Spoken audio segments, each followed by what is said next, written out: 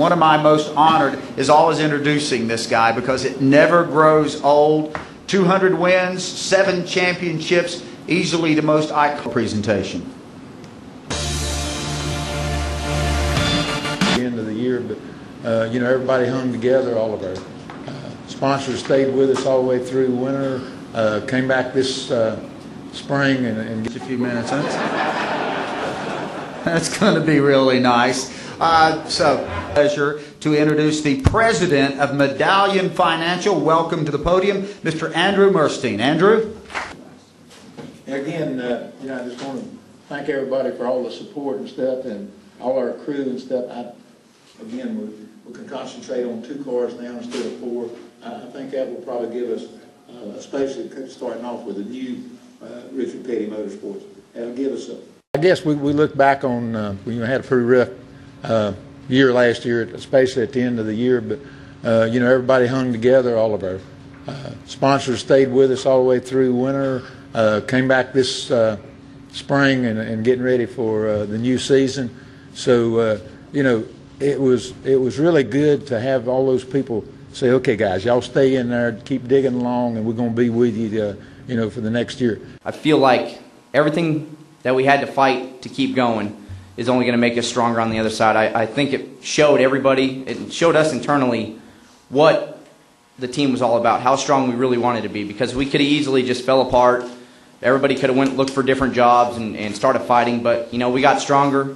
We got to the racetrack, and as always, the cars were prepared to the top. Cars were fast. So I feel like just the stuff that we went through now is going to make us stronger on the other side, and I'm excited to be a part of that. It's a real honour to be here today, considering the adversity that we went through at the end of 2010. To drive for Richard Petty and the RPM team is a real thrill. Never thought an Australian would ever get a chance to drive for the King, but here I am. And I got to be honest with you, I'm very optimistic, very enthusiastic about our chances in 2011. I signed on with RPM before the turmoil of the end of 2010, and I must say that the way that the company came out of the ashes so strong with such a commitment to win is quite outstanding, and it's without guys like the King to have the leadership. Jimmy Johnson.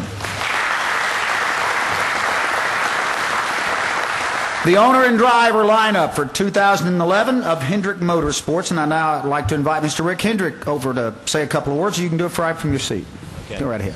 Well, we want to thank you all for being here. Homestead, I thought I really needed a break, and it doesn't seem like it was for maybe a week or 2 ago that we were in. Appreciate we've got some awful good friends here, and again, thank you for being here today, and I hope you've had a good tour around Raceland. Well, Rick, to sort of kick off this press conference, and change has been blowing in the wind here. A lot of change, at least 4 teams to be in the chase, to win races, and to compete for the championship, and to make a living in the car business.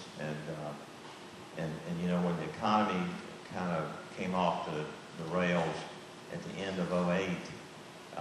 It wasn't just motorsports, it was everything, banks, and it wasn't just the U.S., it was the world. I'm easily motivated. There's something about racing and competing that I've always loved since I was 5 years old when I started racing. And that's still there. That fire is there, and I apply myself to my job, and it doesn't feel like a job. You know, it's a passion for me. It's something I love to do. So it's easy to wake up and take the time and spend the time to do my job right. And myself and this race team have worked very, very hard over the off season to be ready, to be better than we were last year, and we can't wait to show everybody what we've got. Had a decent test down there. We learned a few things. Didn't necessarily have the speed we had hoped to have, but we came home and found a couple things we were missing. So we'll go back and just look forward to race. I think that this new surface on the racetrack is going to change the game there, and we're going to have one exciting race. Well, we feel good at Hendrick Motorsports, but we know that we still have, we haven't gotten it all. We didn't have the speed that we wanted to have last year within the organization, and we've worked really hard at it. We may not have it all, but we feel like we'll get it as we work through the season. And yeah, it's an exciting year. It's an exciting time to be a part of NASCAR. The new front ends on the cars really look good, and everybody's charge of the racing was awesome last year. Competition was great on the racetrack, and there's no negative in the air. It's all positive. When you're in Rick Hendrick's shoes, you look at his organization, and you revel in the championship, the last 5.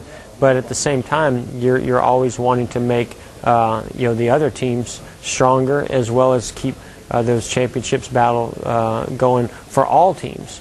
And I think that while this is a big shakeup, I think that it made the most sense because those are not easy changes to make.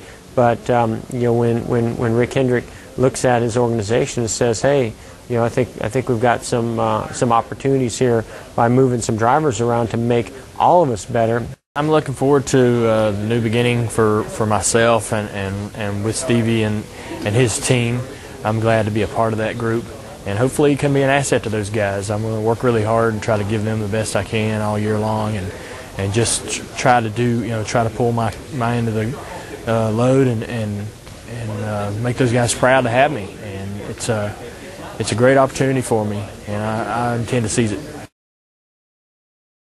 No, there'll be 12 drivers. If all the winners of the top 10, we'll fill 11 and 12 by points as well.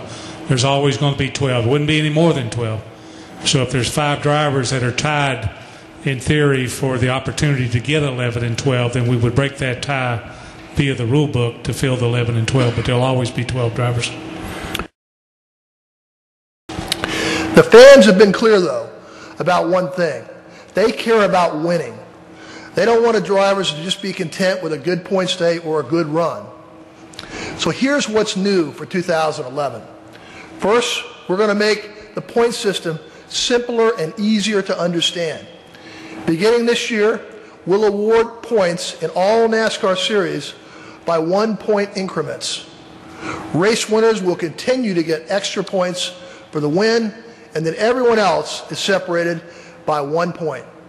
So a driver who gets 43 points plus 3 bonus points for winning the race, and points and a point for leading a lap, for a total of 47 points for the win. So a driver can earn another point by leading the most laps, consistent with our past history. Second place, of course, gets 42 points, and third, 41, and so on, all the way down to last place, which gets 1 point. So now everyone will know when a driver is down by 10 points that he needs to pass 11 more cars to take the lead in the point standings. Very much a simple, easy to understand system for us. The fundamentals of what we do are still the same. It's race cars on racetracks. Same thing in stick and ball sports, but everybody, including NASCAR, in every form of entertainment, every form of sports, has to keep working on elements to stay relevant and to grow and to maintain, I guess, its opportunity against a changing marketplace or a changing environment or a changing generation. Yeah, when you asked about a moving target, everything we got's a moving target. It always has been. We're always going to look at stuff that we think, in our opinion, based on the input we get and the knowledge we've got and the experience we've got, we're going to make adaptations to it so that we make the sport better. We don't ignore a change or make a change just for the sake of ignoring it or making it. We do things when we do it for the betterment of our entire community.